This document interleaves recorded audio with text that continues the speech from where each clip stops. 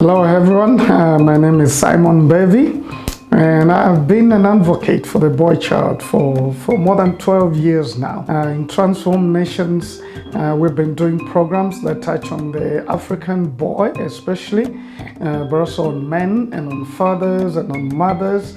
We have several programs that we do. We have the Man Enough program, which has been running for quite a while. Over 45,000 men have gone through it. We have an Intentional Dads program, and then we have a Boys Mentorship program.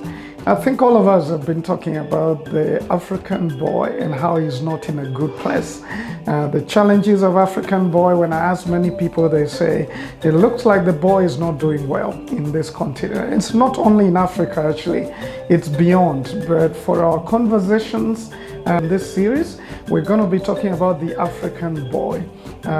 Because contextually we have unique challenges compared to other boys or other families around the world. And I just want to talk about what we need to do. You see, for me, my passion for the boy child started with me. I was raised up without a dad. My father died when I was 8 years old.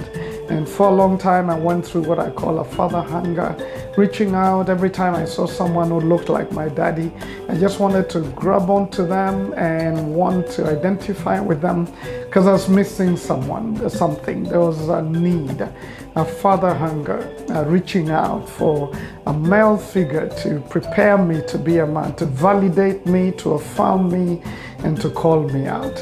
And so I feel so many boys in this continent, many that I interact with every week through our programs, who are reaching out because mainly they've grown up without an engaged father. I think majority of the young men that I've met, I've heard an inappropriate dad, what I call inappropriate dad, wasn't the kind of dad that they were looking for. Maybe he was violent, or he was a drunkard, or he was absent most of the time, but he wasn't appropriate.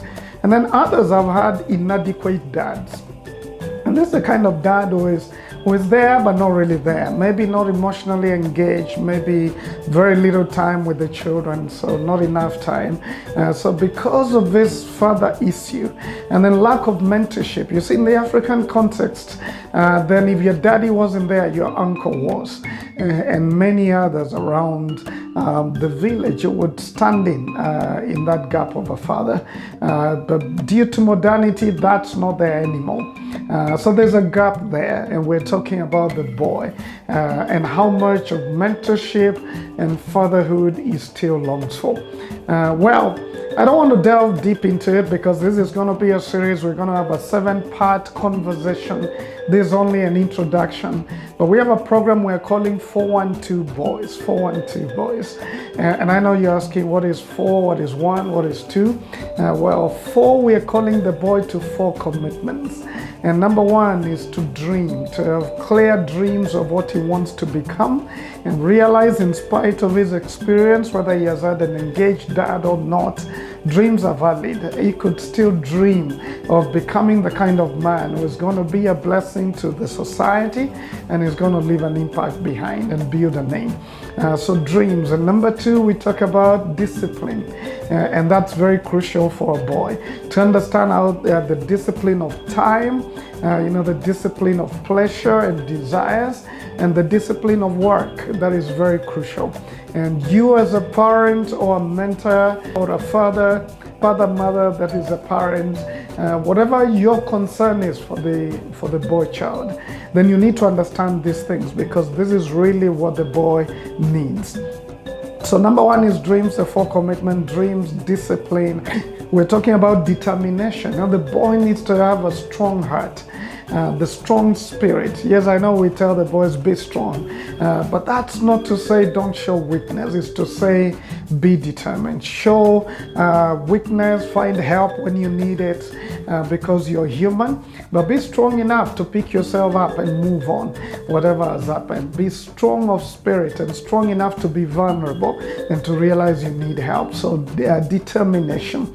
And lastly, we are talking about developing, helping the boy to develop himself. yourself, self-development, and that the boy will grow from one stage to another to become the kind of man every father or mother of a daughter would want to get for a son-in-law. The kind of boy is going to be a leader, who is going to be a blessing to society. So I'm looking forward to this. Those are the four. So 4, and then 1 is based on called the Golden Command or Commandment, which is about treat others as you'd like them to treat yourself. And what you're telling the boy is, grow to a point where you can treat others the way you want them to treat you. And that's a foundation or morality, really. Treat the girl, treat the other boy, treat your parents, treat people in the community the way you'd like them to treat you. And lastly, we talk about the 2 courses in life, which is nurturing healthy relationships. A person is as good as their relationships.